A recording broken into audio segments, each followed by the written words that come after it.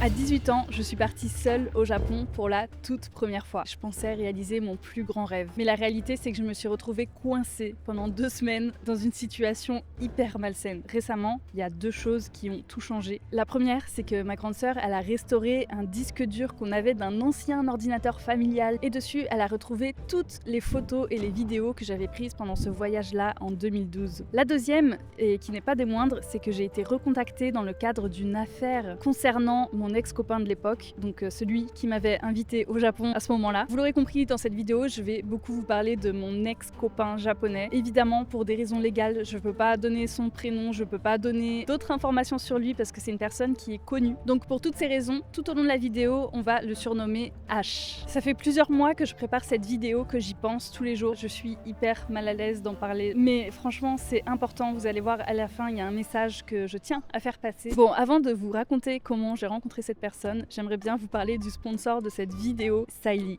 Saili, c'est une application de eSIM qui vous permet de rester connecté dans plus de 200 destinations et 8 régions du monde. Moi, j'utilise leur service à chaque fois quand je pars à l'étranger. Quand je vais en France, par exemple, c'est trop bien parce que quelle galère à chaque fois de devoir aller dans un bureau de tabac ou quoi pour acheter une carte SIM, ensuite il faut la mettre dans le téléphone et tout. Là, il n'y a pas besoin de ça. Avec Saili, il y a tout qui se passe avec une eSIM, donc ça simplifie vachement la vie. L'application est hyper simple, vous la téléchargez, vous choisissez votre forfait, vous installez la eSIM et hop, en 2 minutes, c'est fait. Vous pouvez même acheter votre forfait avant d'aller à l'étranger pour bénéficier d'un accès à internet dès la sortie de l'avion. En plus, c'est hyper pratique parce que vous pouvez garder la même eSIM pour tous vos voyages. Donc vous avez juste à changer la destination dans l'application et puis c'est bon. Croyez-moi, c'est beaucoup plus simple et moins cher surtout que de galérer avec un pocket wifi qu'il faut aller récupérer à l'aéroport, ensuite il faut le renvoyer et tout machin. Ça vous fera gagner du temps et surtout ça vous évitera de payer un hors forfait. Avec mon code Fanny15, vous pourrez bénéficier de moins 15% de réduction sur votre eSIM Saili. Il suffit de scanner le petit QR code ici et vous pourrez en profiter tout de suite. Bon, alors comment j'ai rencontré Monsieur H? Pour comprendre toute cette histoire, il faut revenir à l'époque où j'avais 15 ans. J'étais complètement fascinée par le Japon. Je pense comme beaucoup d'ados, j'étais à fond genre sur le visual kei, sur toute cette esthétique-là japonaise. Et j'allais à beaucoup de concerts. Voilà, dès qu'il y avait un groupe de visual kei qui venait en France, je faisais tout pour aller les voir. Et donc, il s'est avéré que Monsieur H, qui était lui-même artiste, faisait une tournée européenne à ce moment-là. Et j'ai eu l'occasion d'aller dans un de ses concerts. Je vous assure que quand on a 15 ans, qu'on est fan du Japon, aller dans des concerts de visual kei, c'est vraiment genre le paradis. Ça paraît irréel de se retrouver en face de ses idoles. Et c'est donc dans ce contexte-là, vous vous en doutez, qu'on s'est rencontrés. Après son concert, il avait organisé une session d'autographes, de photos avec les fans. Bien évidemment, j'y ai participé. Et à la fin de notre échange, il m'a serré la main. Et pendant ce serrage de main, il en a profité pour me glisser un petit papier avec son adresse mail dessus. Donc vous pouvez vous dire, ah mais c'est trop bien, c'est trop romantique et tout comme rencontre. Et franchement, c'est vraiment ce que je pensais à l'époque. Pour moi, c'était un rêve. J'étais là, mais waouh, qu'est-ce qui se passe? Est-ce que je suis si spéciale pour qu'un artiste japonais s'intéresse à moi, Fanny, 15 ans, qui vit à La Ciotat? Bon, évidemment, j'ai gardé ce petit papier comme un trésor jusqu'à ce que je rentre chez moi. Je lui ai envoyé un mail et très vite, il m'a répondu. Dès le départ, dans nos échanges, il y avait ce côté un petit peu secret. Dans les mails, il disait noir sur blanc qu'il n'avait jamais fait ça avec personne, que c'était complètement interdit pour lui de faire ça, que ça devait absolument rester entre nous, que je devais en parler à personne. Donc forcément, quand on est ado,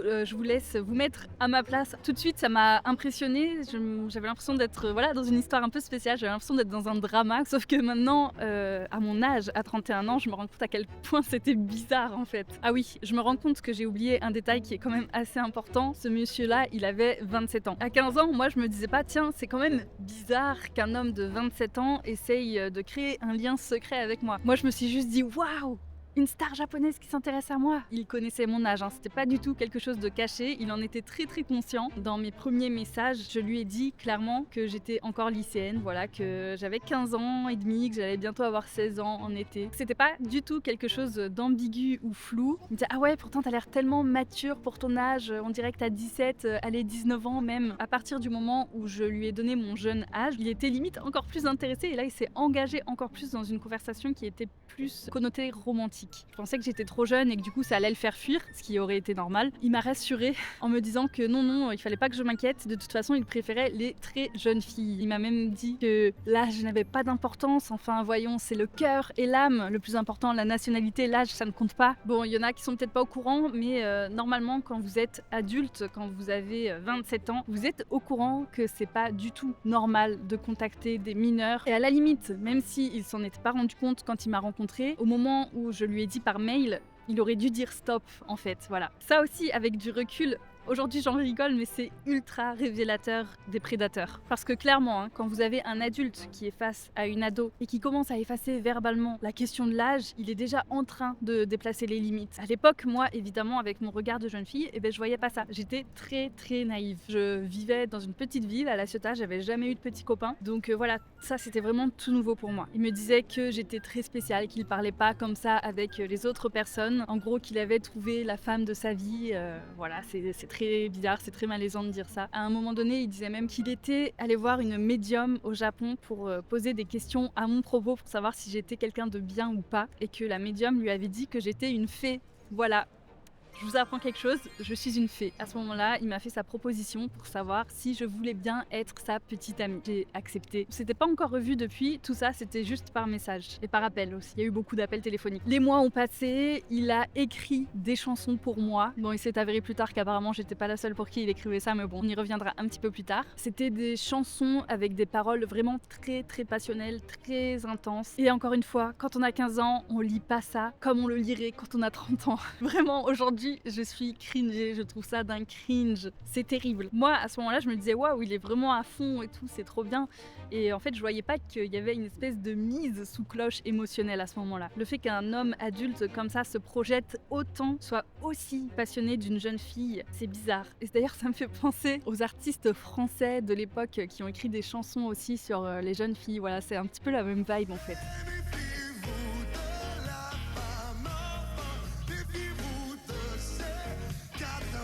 Lorsque nous nous sommes embrassés, j'ai cru mourir de ce baiser. Gamine, gamine, dès que je te touche, que tu m'offres ta bouche, câline.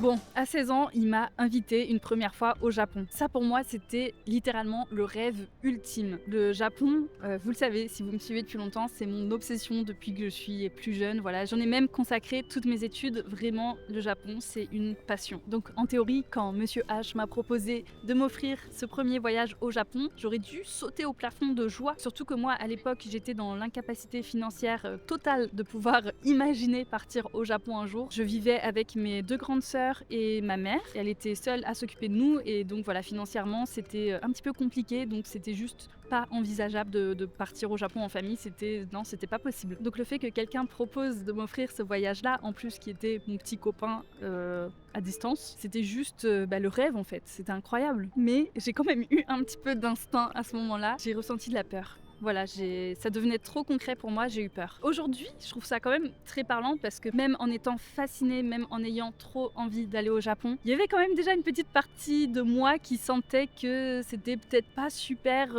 fiable en fait d'aller là-bas, c'était peut-être pas une super bonne idée. Finalement, j'y suis allée à ce voyage-là, mais 2 ans plus tard, quand j'avais 18 ans. Je suis partie 1 mois après mon anniversaire, en août 2012. J'avais laissé passer cette première occasion à 16 ans, ça a resté dans ma tête quand même, je me disais, et si j'avais pas loupé quelque chose? Et donc à 18 ans, je me suis dit vas-y, ça serait trop dommage de louper cette occasion-là, on m'offre un voyage au Japon. Même si j'ai peur, je vais enfin pouvoir réaliser mon rêve. Avant de vous raconter ça plus en détail, j'aimerais quand même vous parler de mes premières impressions en arrivant au Japon parce que c'était pas que du négatif, voilà, il n'y a pas que du noir ou du blanc, il y a toujours des zones de gris entre les choses. Il y a quand même eu beaucoup de positifs, voilà, j'ai découvert le pays de mes rêves, j'ai filmé mes premiers pas au Japon tellement c'était important pour moi, j'étais là, attendez, il faut immortaliser mes premiers pas ici, c'est tellement fou quoi, c'est un rêve qui se réalise. Quand je revois les images, genre les photos de moi qui suis émerveillée à l'arrivée à l'aéroport, c'était la moi d'il y a 14 ans qui réalisait son rêve. Et ça, c'est quand même beau à voir. Mais c'est ça aussi qui rend cette histoire un petit peu troublante, je trouve. C'est que d'un côté, il y a tout cet émerveillement et de l'autre, il y a cette espèce d'emprise. Avant de partir, j'avais posé une condition claire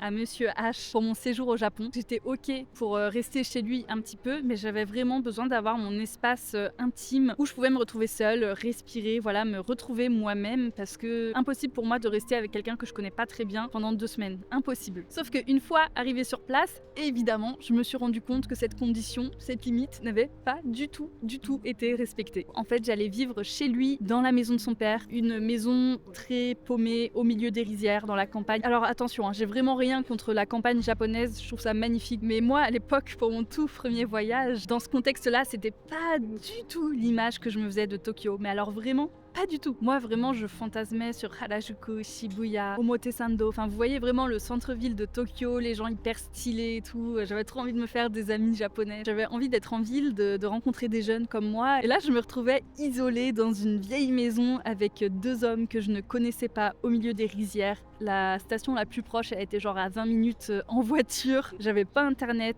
j'avais pas de réseau, je savais pas où j'étais en fait. Avec zéro autonomie parce que j'avais presque pas d'argent, je parlais pas du tout japonais. Je parlais un tout petit peu anglais mais franchement c'était galère. Je pense que c'est là, en réalisant dans quelle situation j'étais, que le malaise est vraiment arrivé très fort. J'ai senti que je dépendais à 100% de lui. Et ce qui est compliqué en fait avec cette histoire, c'est que en soi, le voyage, il était pas horrible. On a vu plein de choses. Dès que je suis arrivée à l'aéroport de Narita, il m'a amenée dans la ville de Narita, il m'a montré les temples. On a pris la route, on est allé jusqu'à Kyoto en voiture. On est même allé voir le grand feu d'artifice de Niigata. Il avait organisé une session d'habillage en yukata. Donc voilà, franchement tout ça c'était très cool. Il avait organisé les trucs et tout. Et j'ai pas envie de vous mentir juste pour rendre l'histoire glauque ou spectaculaire ou sensationnaliste ou je sais pas quoi. Il y a des choses qui étaient vraiment sympas pour le coup. Mais le problème, c'est pas ça. Le problème, c'est pas le décor. Vraiment, tout était parfait à ce niveau-là. Le problème, en fait, principal, c'est le contexte. Vraiment, le fait d'être totalement dépendante de lui pour tout. Par exemple, j'avais des amis de Paris qui étaient sur place à ce moment-là, qui étaient à Tokyo. Ça m'aurait fait du bien, franchement, de voir des têtes que je connais dans ce pays où j'étais complètement à l'ouest. Genre, je connaissais personne, je comprenais rien. J'étais en plein choc culturel. Sauf qu'il a refusé parce que c'était des amis hommes et qu'il était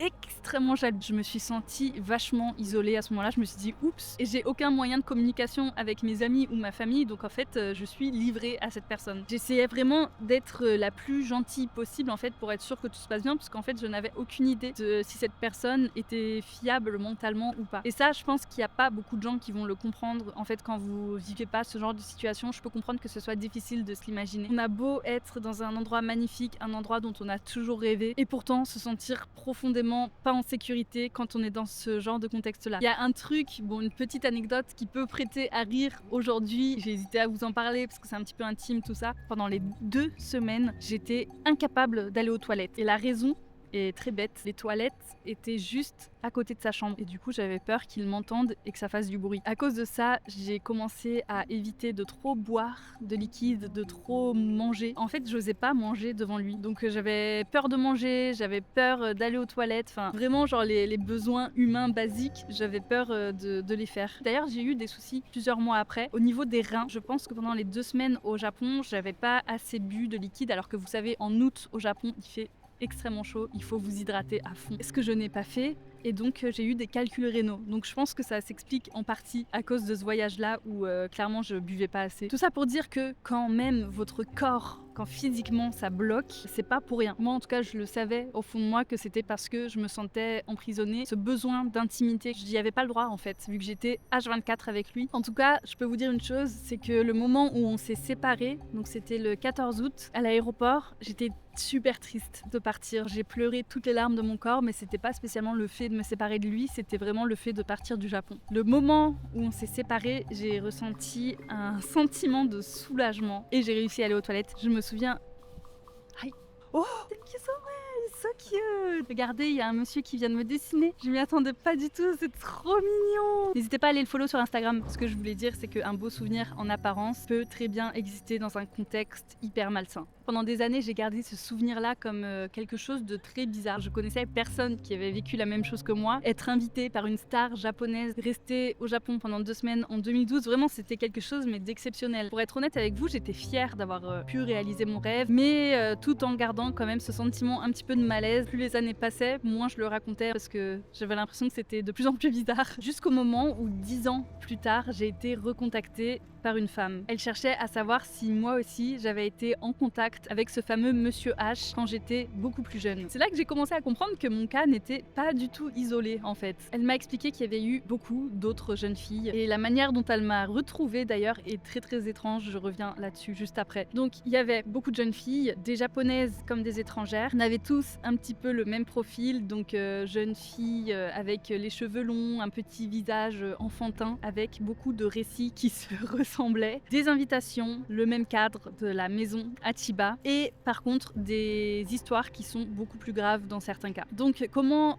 cette jeune femme m'a retrouvée? Monsieur H avait un carnet chez lui où il notait en anglais le nom de toutes ses conquêtes. Le nom, le prénom, le numéro de téléphone. Là, on n'était plus dans un cas où je m'imaginais des choses moi-même, où je me disais, il y a que moi qui pensais que c'était bizarre comme situation, il y a que moi qui ressentais ce malaise-là. En fait, non, c'est arrivé à plein d'autres jeunes femmes. Et le fait de retrouver un carnet avec les noms, etc., ça montre que c'était quelque chose qui était répétitif, méthodique, et du coup, je trouve profondément inquiétant. Dites-moi ce que vous en pensez, mais moi, je trouve ça vraiment étrange, en fait. Cette histoire est partie très loin finalement parce qu'elle m'a contactée dans le cadre d'une enquête qu'il y avait sur Monsieur H. Il y a eu des plaintes à son encontre, il a été condamné. Je veux pas donner trop de détails non plus parce que ça après c'est des histoires qui ne m'appartiennent pas, ça appartient aux autres victimes qui ont porté plainte pour le coup. Moi à l'époque on m'a proposé de porter plainte et en fait j'étais encore un petit peu dans le déni je pense parce que je me disais ok oui certes c'était étrange, ça m'étonne pas qu'il ait fait ça parce que je savais que c'était un pervers mais je pense pas avoir subi des violences qui feraient que je pourrais porter plainte. J'ai changé d'avis depuis. Pour aider les victimes qui voulaient porter plainte etc. J'ai pas hésité à montrer des captures d'écran, des échanges que j'avais pu avoir avec ses managers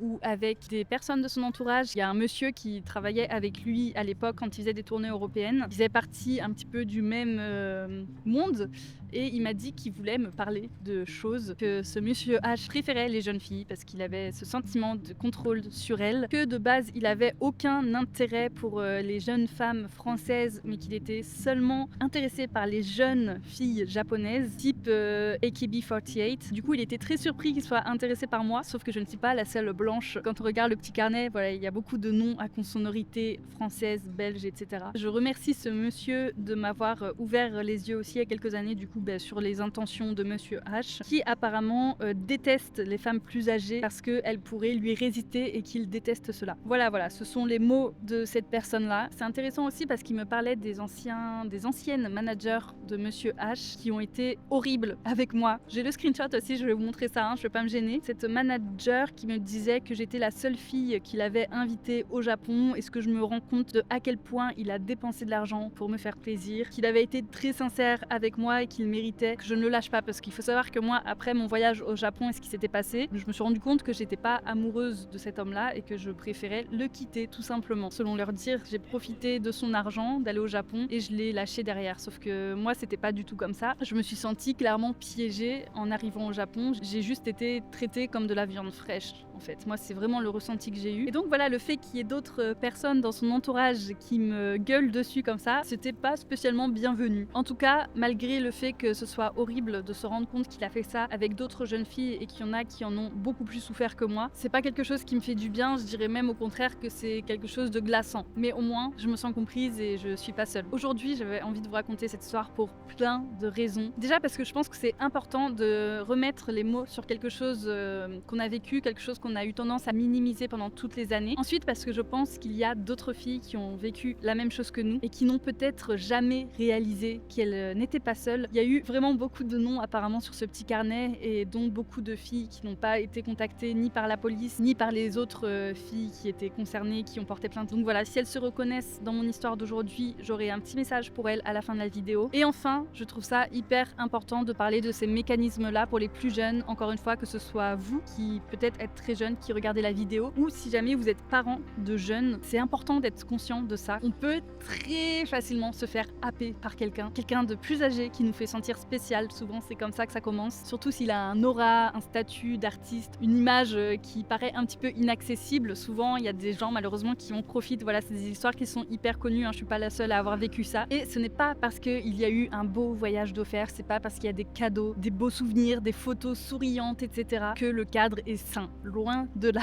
Au contraire, parfois, c'est justement ça qui empêche de voir le problème. Et je suis sûre que même avec cette vidéo-là, il y a encore des gens qui vont dire que mais non, tout va bien, regarde pourquoi tu souris autant sur les photos si t'étais si malheureuse que ça. Encore une fois, c'est avec le recul qu'on se rend compte de ces choses-là. Quand on est jeune, parfois on n'a pas les outils nécessaires pour. Il y a quelque chose d'autre que je veux faire, c'est un appel à témoins. Si vous êtes une femme ou que vous connaissez une femme qui aurait eu une relation, des échanges, une approche, même juste un début d'histoire avec cette personne personne-là. Si jamais ça ressemble en tout cas à la personne que j'ai décrite, encore une fois, je ne peux pas donner ni son nom, ni à quoi il ressemble, ni son visage, etc. C'est trop risqué au niveau légal. Mais je pense qu'avec les détails que j'ai donnés, si vous avez vécu la même chose que moi, en tout cas, vous reconnaîtrez certainement de qui je parle. N'hésitez pas à me contacter en privé si c'est le cas. Si jamais vous n'êtes pas à l'aise à m'envoyer un message ou quoi que ce soit, il n'y a pas de souci, je ne vous force à rien. Mais en tout cas, sachez que vous n'êtes pas seul. On est plein à avoir vécu ça. Même si vous êtes dit pendant des années, ça va, c'est pas si grave, votre ressenti a quand même le droit d'exister. Voilà, moi j'aurais bien aimé entendre ces mots-là, donc c'est pour ça que je vous l'ai dit aujourd'hui. Je ne fais pas ça pour lancer une chasse aux sorcières. De toute façon, cette personne, elle a déjà été condamnée au Japon. Je veux simplement que les potentielles filles qui ont vécu la même chose soient conscientes qu'elles ne sont pas seules. Et si cette vidéo peut aider ne serait-ce qu'une seule personne, eh ben j'aurais réussi ma mission. Voilà. Sur ce, je vous remercie d'avoir regardé la vidéo jusqu'au bout. C'était pas un sujet facile à traiter, hein. Je suis très sincère avec vous. J'ai eu des palpitations de stress avant de la faire. Genre là, ça fait plusieurs jours que je dors mal et tout parce que je sais que je vais devoir en parler. J'essaye de vous en parler avec légèreté, mais vraiment, c'est un sujet qui est très sombre quand même pour moi parce que, encore une fois, hein, même si c'était un rêve qui se réalise, voilà, il y a eu quand même toute cette part sombre. Merci encore au sponsor de cette vidéo, Saïli. Voilà, n'hésitez pas à télécharger l'application avec mon QR code que je remets là. Merci à vous et je vous dis à la semaine prochaine. Bye bye.